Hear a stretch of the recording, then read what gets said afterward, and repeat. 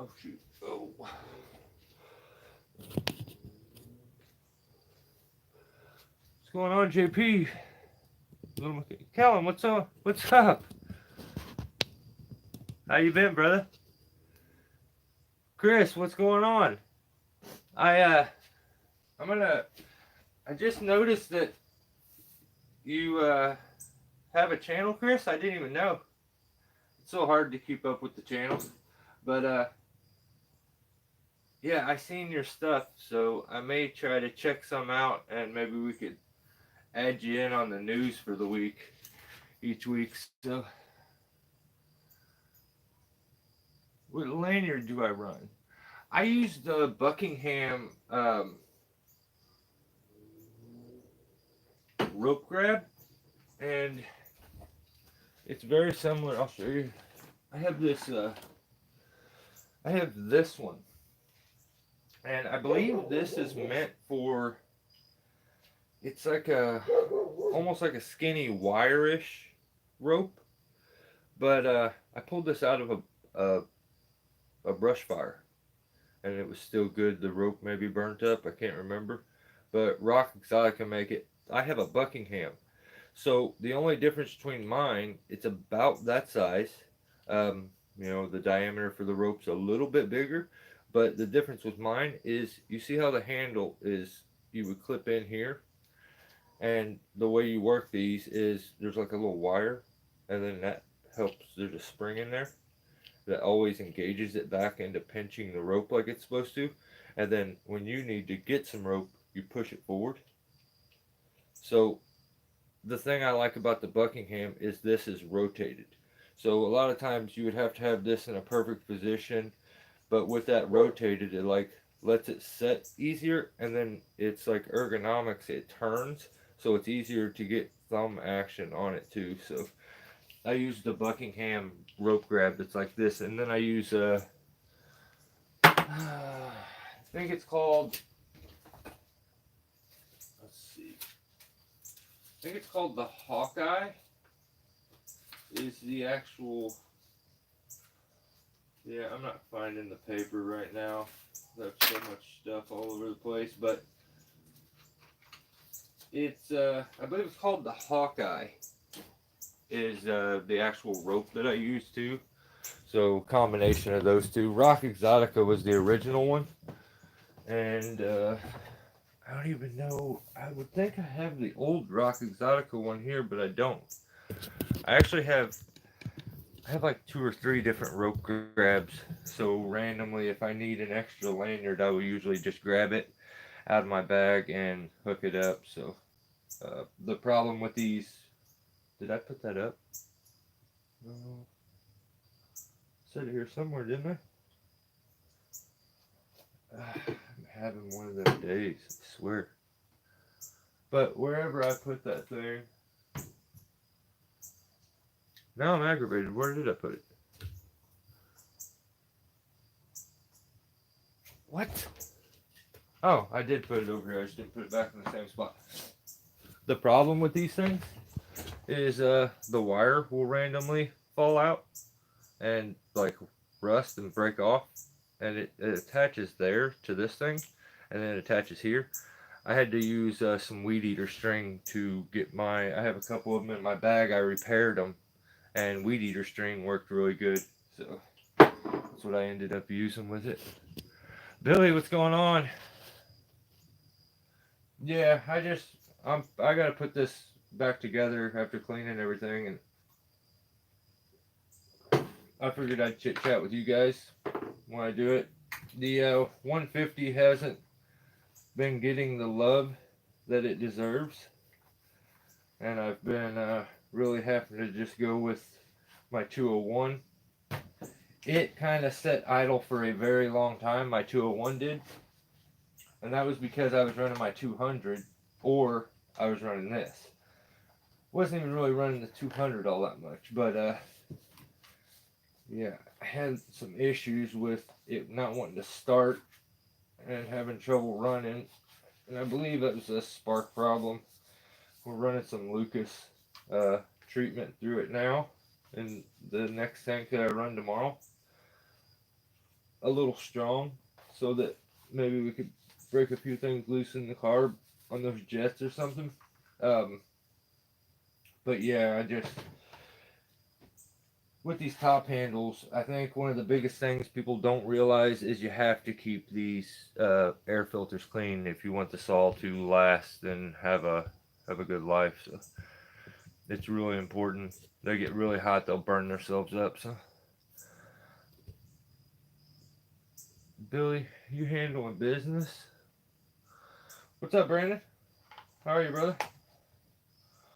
So this button back up. Yeah, I what I ended up doing is, you know how you got your guy and his first thing, like when he gets out, they'll grab like your gear out, you know, climb saddle, rope, throw ball, that kind of stuff. When it comes time to gas and oil the saw, I just always put and make sure that when I'm teaching somebody, it's gas and oil the saw and clean the air filter. If you want to make sure that the chain's always tight, cool. I am probably the outlier for that whole thing.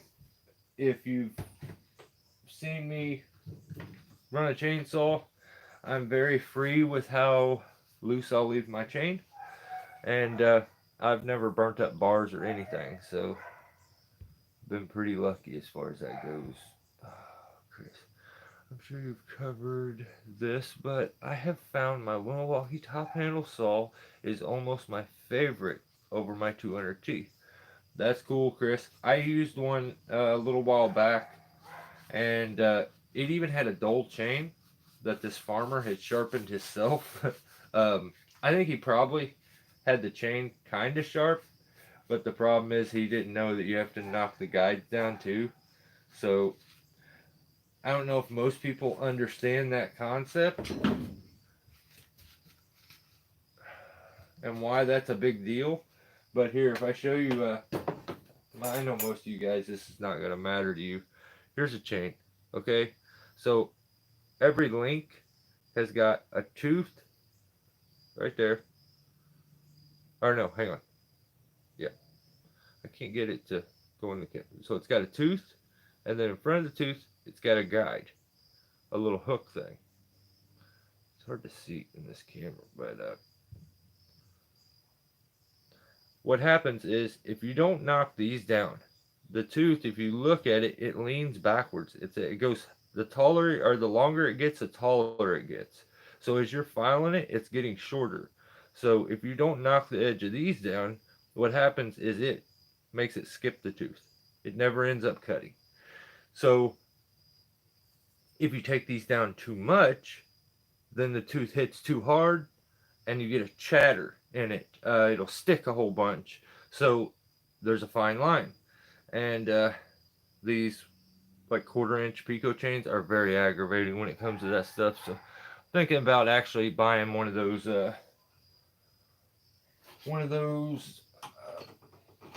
like cheater tools, like I have for my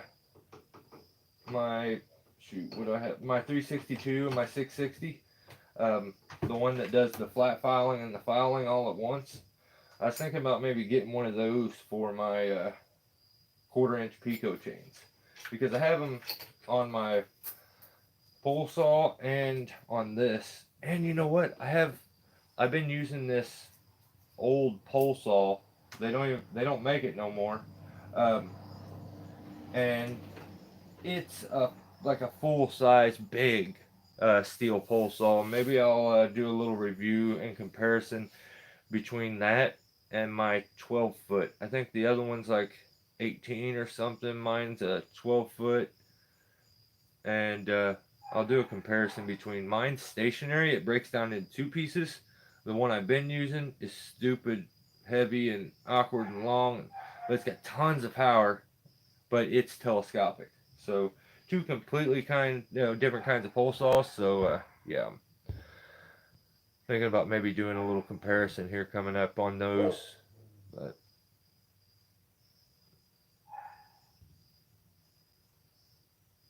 well, damn, Brandon. Hope everything went good, man. Billy, that's funny. Listen to this. You guys are gonna think I'm crazy.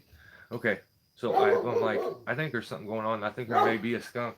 So I go out there. I'm like freaking out. So I climb up onto this table that I have over here. Come on, I'm trying to talk, dude. You gotta stop. Go lay down. And I'm climbing on the fence posts. Like I have a cyclone fence out there, and I'm climbing on it, and I'm holding my neighbor's gutters and my gutters, and I shine the light down, and before I know it, I'm like 3 or 4 feet from a skunk. I can see his head and his body, and it looks like he's frozen in place. And I'm like, what the heck? And at first I'm like, oh my god, it's not moving. Is it dead? Because I'm still looking for the one that I had got before. So I'm like, oh crap. And I backed off. I ran. I went and got my extendable pole again. I duct taped my machete to it again. It's still out. I'm going to have to show you guys this. Then I can extend it as long as I need. And I climbed back on there. And I jabbed it real good once. And it stuck. And I wiggled my knife back out. And I jabbed it real good again. And on that time when I did it, I actually picked it up off the ground. It never moved this whole time. It just, I think it may have been dead is what I thought. Like it felt kind of stiff. And I had to like fight to get it off the end of the machete. It was in it good enough. And I'm like, oh, well, now I know 1,000% that it's gone. And I will handle the getting rid of the body and stuff in the morning. So I get up this morning and I go back there and it's not there. It is gone. There is massive holes dug back there and dug out underneath my shed. So there's something living underneath my shed again. And this skunk has disappeared. Like, I think there's something up with these things. They're like magical or something. Never seen anything like it. I feel like I'm being like, I don't know. I feel like they're after me. And I'm sure if I sit here long enough tonight and I talk to you guys, at some point something will start digging over here and I'll hear it. But I don't know if it like a different skunk or a different animal came and took the body. Because I think it may have been dead, I thought, maybe when I walked up on it. So then when I got my machete and pole again and did what I did, I was 1,000% sure it wasn't alive anymore. And then all of a sudden, I get up this morning, it's gone. So, smoked cowboy. How many saws do I have? Man, I don't really know. Probably, I'd say maybe 20ish. So like, there's a bit of a, how would I say it? There's a bit of like a starting lineup. Those will go like in the truck, and then I will periodically kind of flip and switch in and out. Other ones, I do own a couple Husqvarnas. One was a gift. The other one cost me $20. But those are the only two that I own that I use that aren't steel. And like I said, one was a gift, and the other one was $20. I have a, what is that? There's a 350 Husqvarna, and the other one is a 435 Husqvarna. That's a 170 body with a 180 inside of it. Like I fixed all the plastic because the 180s come with the homeowner plastics and all that and the adjustments. So I switched all that out. That 200 runs. That's a 191. It runs. That's another 200 that I'm gonna have rebuilt and fixed. And then I think that may be the body to that 180 and the old 170 motor. I think Dave locked that one up a long time ago. Oh, and then I got this fun little thing.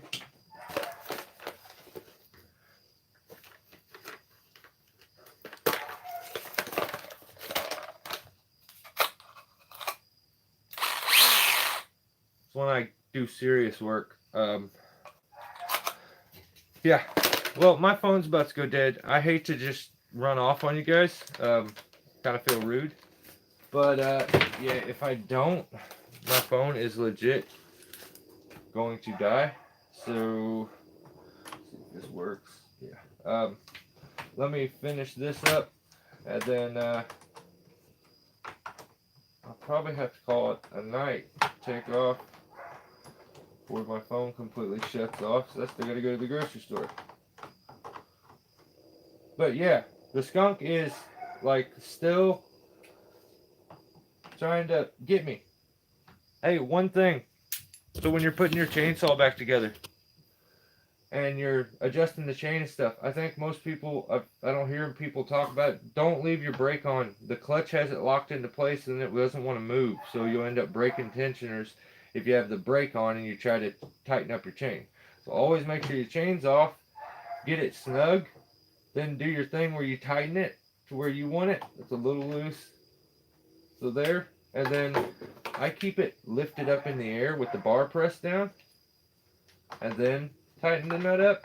I know for most of you guys this is simple basics, but for some people, you'll notice when you put your chainsaw bar on and you tighten it down and you start to use it, it'll quickly loosen up again. And that, I feel like a lot of times is because the bar was in like a straight form or it was down a little bit, and then when you finally got it engaged upward, it starts to loosen the chain. So I always try to keep mine a bit always upward, and then when you go to tighten it at the end, it'll kind of do the work for you. It pushes its nose down, you know, and you can do it there. But yeah, this thing's ready to go. We'll see how it runs tomorrow. I'll give you an update later on, and thanks for hanging out. Sorry I had to make it so short, but yeah, like I said, my phone is like 2%. Of course, we have like 50 people here, and I'm gonna stop the. I feel like I shouldn't stop now. You guys are wild. Thanks for hanging out. Sorry I had to make it so short. Maybe I'll sneak another one in sometime here soon tonight. I don't know. I don't know. Just stay by your phone. Make sure you're ready. Bye.